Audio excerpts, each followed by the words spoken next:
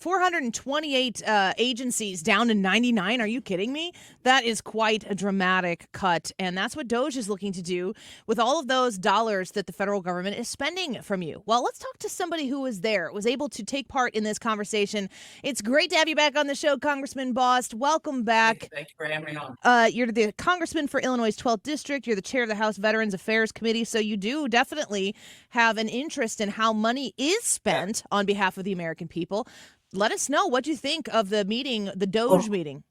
Well, first off, so many times in government that I've been involved, everybody says it ought to be run more like a business. Well, how better than just to bring it to people that have been very, very, very successful in business. And now understand that they're an advisory board the way it is right now. But if they put it out in the public and then we can't do it, then we better be able to explain why we can't do it. So it gives an opportunity for us to springboard to make those reductions because it's very, very tough.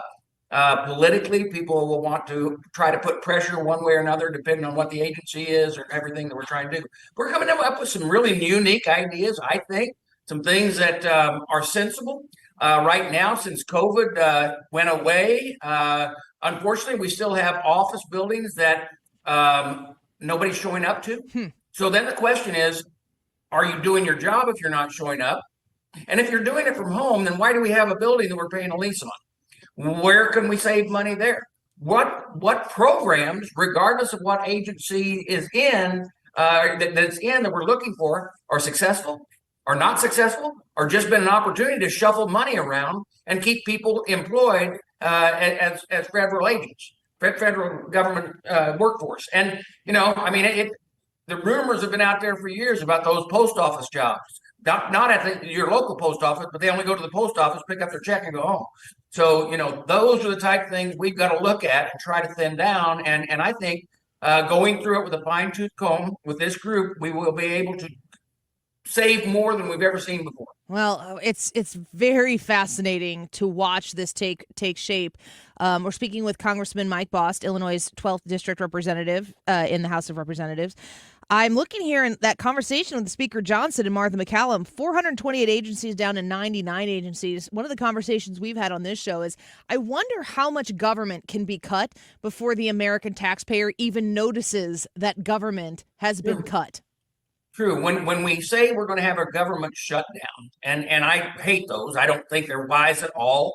But when we have the government shutdown, the first day is always the best day of a government shutdown because it takes quite some time to start reaching the average Joe with a government shutdown. Now, if you are in the center of government, that government shutdown affects you pretty quickly. But then there's the question of, just right there, what are the agencies that don't really do anything, or they're created just to have an agency? There's one of the big talks is the Department of Education. And you got to remember that we didn't have a Department of Education in the United States until Jimmy Carter made a deal with the teachers' unions. And now, was there certain elements of the government that dealt with education? There was, but there was not a Department of Education. And it doesn't have a real good history, regardless of whether it's a Republican or Democrat, as you go through. Why is that? It's because the states do it better and the locals do it better. So just having some agency in D.C. to give recommendations to try to think that if you're educating a child in New York is the same thing as educating a child in O'Fallon. Yeah. It's just not. Okay. And so these are the type of things we need to look at and become understand that the taxpayers. Now, let me tell you, we're going to make sure that we do the things that according to the Constitution, we're supposed to do. One, we have to provide for national defense. Okay.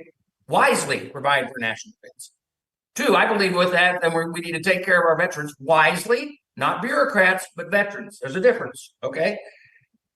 Three, another agency that's out there that another thing we have to do by the Constitution is control our borders. So those are the things that you can see that we need to protect. Other than that, interstate commerce, it's required under the Constitution.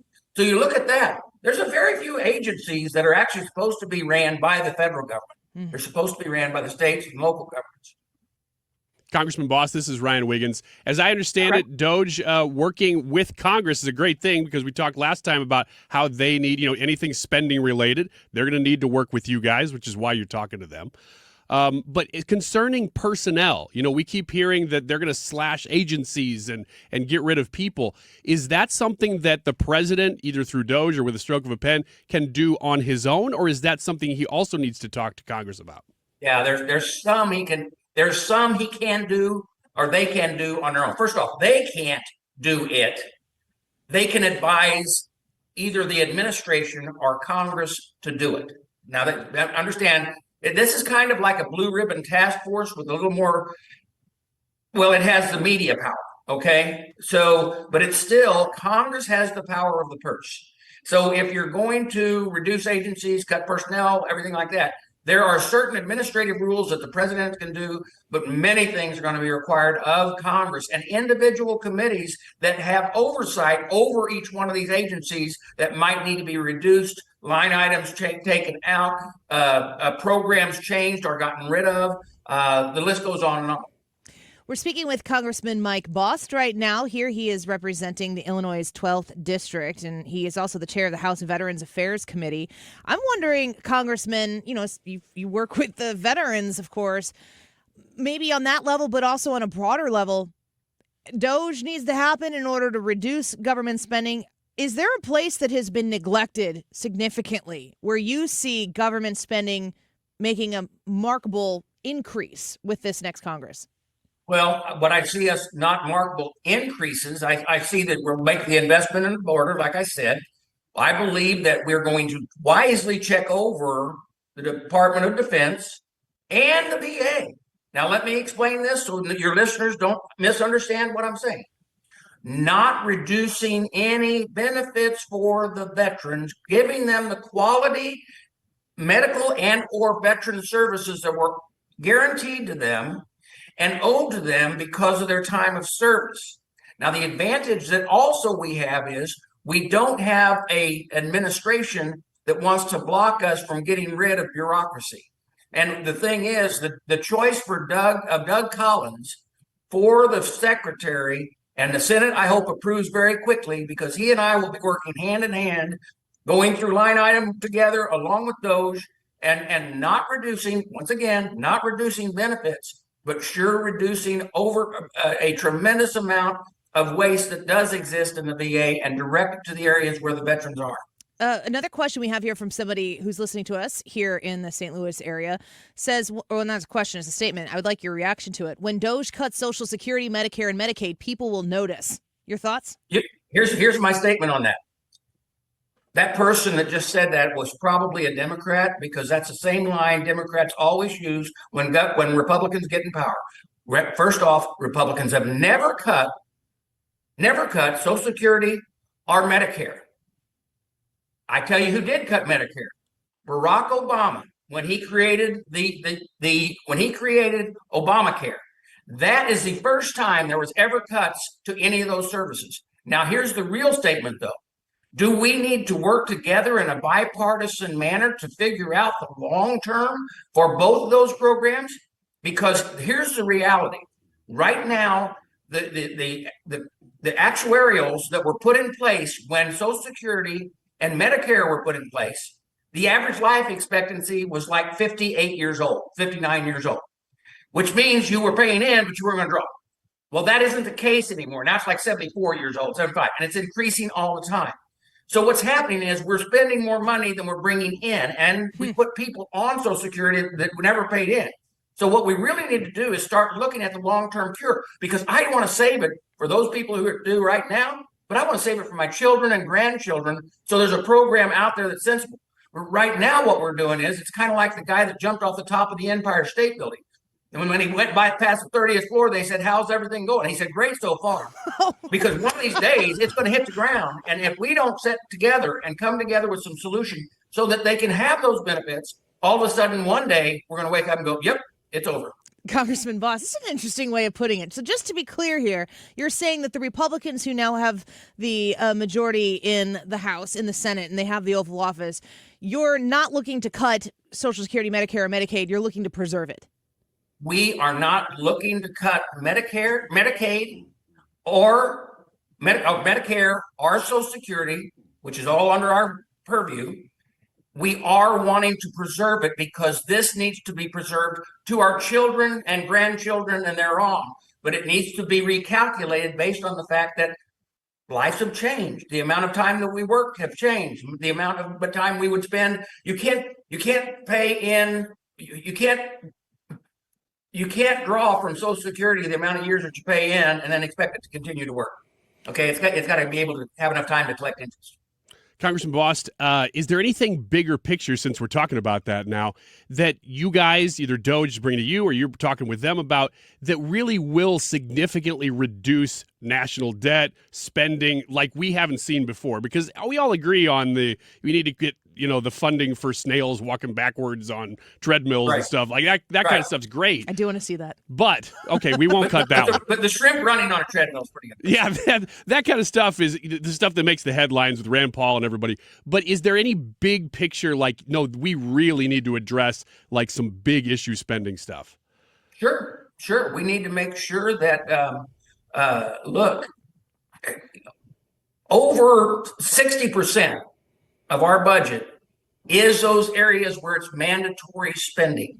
Okay, how do we bring the mandatory spending over to and or a place where we still remain mandatory, but make sure that spending is done wisely? The answer is yes, we can, but it's going to take a lot of work. And I'm going to tell you, I'm willing to work. Trust me. But it is big. We can talk about the things that you were just talking about, and yes, we can. I don't believe that just in the non-mandatory. I want to work real hard. I don't see us getting the $2 trillion. Was it $2 trillion that they said we'd hit? Yeah. I don't know how you do that on only the non-mandatory side.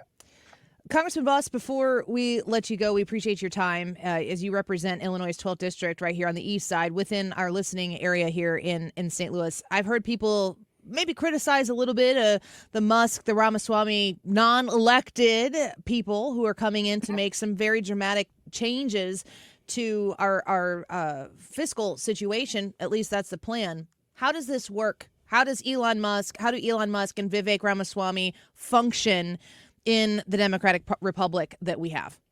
I'm glad you asked, because here's the reality. As I said, though it's a little stronger than a blue ribbon task force, it's an advisory board. The advisory board does not take the power of the administration nor the power of the Congress. It does not have the ability to handle the purse or the administration thereof. And so therefore, everything that they give will be advice. Now, the advantage that they have is they have the media and the public's ear to, once they give the advice, if we can't do it, we're going to have to explain why. Yeah. So the people of Illinois' 12th District still have their voice be heard through your representation. They're still represented by a member of Congress, and you're going to continue to do that. We're not changing the Constitution in any way, shape, or form. We're just taking business advice. Well, Congressman, thank you so much. We appreciate your time. We appreciate your transparency here. And we're going to look forward to following up with you as this very new way of looking at government spending. We're cutting. Wow. We've not had this discussion very much. We're excited to see where it goes. It's a Christmas miracle. Yes. True. Thank you, Congressman. We'll talk to you Thank again you. soon. Merry Christmas. Merry Christmas to you. Take care.